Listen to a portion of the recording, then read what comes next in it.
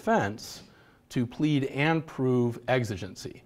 So once you put up your case, they took the kid, they didn't have a warrant, it's not your burden to prove no exigency, the negative. It's their burden now to come in their case in chief and prove, oh, well, we did have an emergency that obviated the warrant requirement.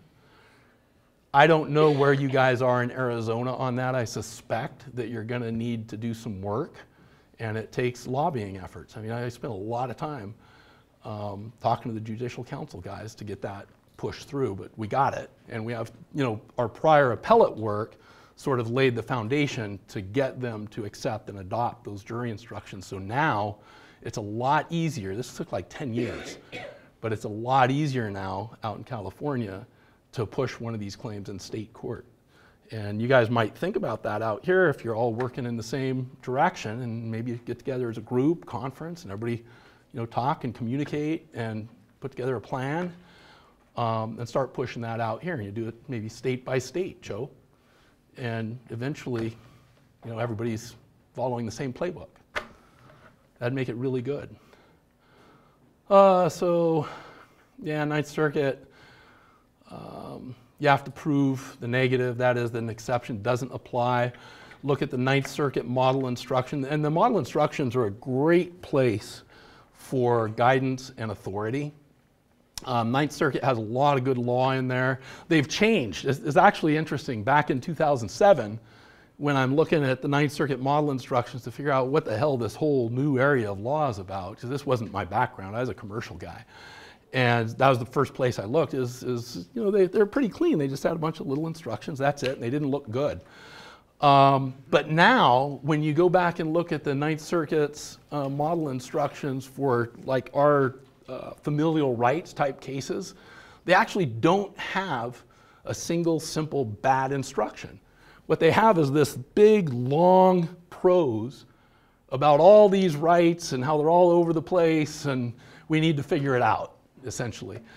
And so things have changed, and you can see if you follow the progression on the Ninth Circuit model instructions and use notes, the progression from 2007 to now, they are paying attention. And every new case that comes out of the Ninth Circuit, it gets folded in there and it has an impact. So it's important, if you have something in the state or federal court, district court, trial court, that you lost for some hokey reason and you just really think you've got it solid, go ahead and do the appeal.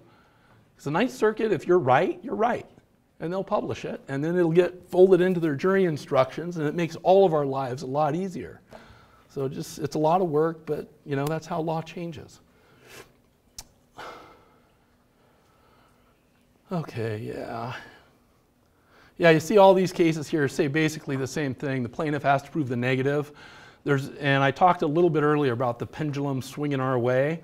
There's two particular cases that came out recently. One of them is Damari, and there, what the Ninth Circuit said is pretty cool, actually, and it's a little bit nuanced, but what they say is exigent circumstances alone are insufficient, as the government must also show that a warrant could not have been obtained in time. So remember, there's two components to that portion of the exigency analysis. One is whether or not at the time of the seizure the social worker had specific articulable evidence to show the child's in immediate danger of suffering severe bodily injury or death in the time it would take to get a warrant. And that's, we talked a little bit about this, that's kind of a weird squishy definition, because some places in the Ninth Circuit they don't even get warrants, they don't have a process. So the time to get a warrant, what the hell does that mean if you don't even have a process to get a warrant, right?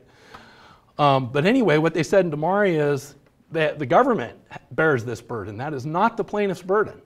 That's the government's burden. What that indicates to me is that there may be a shift happening in where the courts are going to place the burden to prove or disprove exigency. With Damari, it looks like they're starting to swing towards putting that burden on the defendants, as I think they should. I mean, if you're in the criminal context and the exclusionary rule is going to apply, we always are going to put the burden on the state to prove an exception to the Fourth Amendment. So why would we suddenly, on the civil side of things, using the same analysis, put the burden on the plaintiff? It just has never made analytical sense to me, but that is still the current state of the law. Yeah? Could you explain what getting a warrant in this, a valid warrant in this a valid warrant in this circumstance, I mean, they have forms for it. They'll say things typically like, based on the affidavit of the social worker, probable cause exists to detain the child, do it during regular business hours. So not before a judge, but just before that? Oh, you mean the warrant application? Yeah. It'd be just like any other warrant application. There's a form they fill out saying they need a warrant. Then there'll be an affidavit that they have to fill out and sign under penalty of perjury, laying out sufficient facts to meet the probable cause standard to issue the warrant. And that's pretty much it. Let's just assume for the moment, analytically, okay, that you have a constitutional right to see that warrant before they take your kid.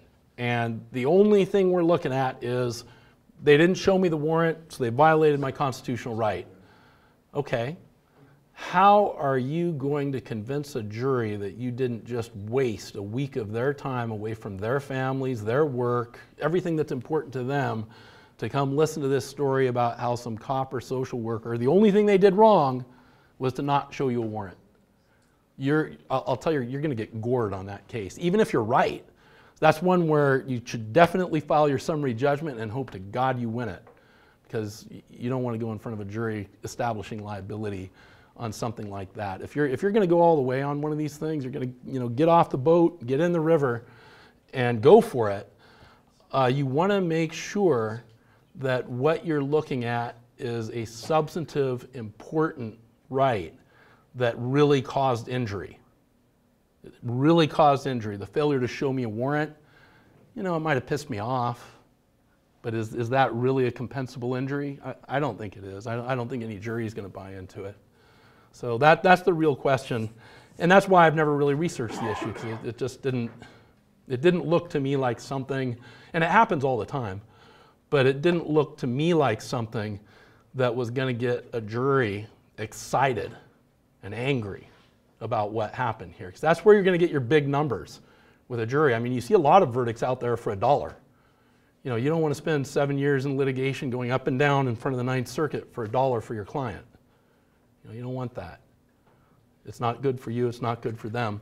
So you really want to look at the cases where you think you can, you have a vision of your case, and it's something that will excite people to hurt the government. Because that's what this is really all about. What we're doing here, and we've had this discussion, is pain compliance, right? The government will not do anything unless it feels pain. There's a taxpayer born every minute. They don't care about the money. It's not their money anyway. They just do not give a shit. So how do we impact that? Knowing they don't care. You make a lot of painful experiences for them. We call that litigation. You sue them. They end up paying money. They get bad press, get the media involved wherever you can. That impacts your veneer too. Your veneer, they all watch the news, they all read the newspaper, and then they get on one of these cases. Oh God, I just saw a program about CPS. And then they want to be on that jury because this is exciting. This is important. And you're going to have somebody there that's an ally. So anything and everything you can do to bring pain to the government will force the change that you're all looking for.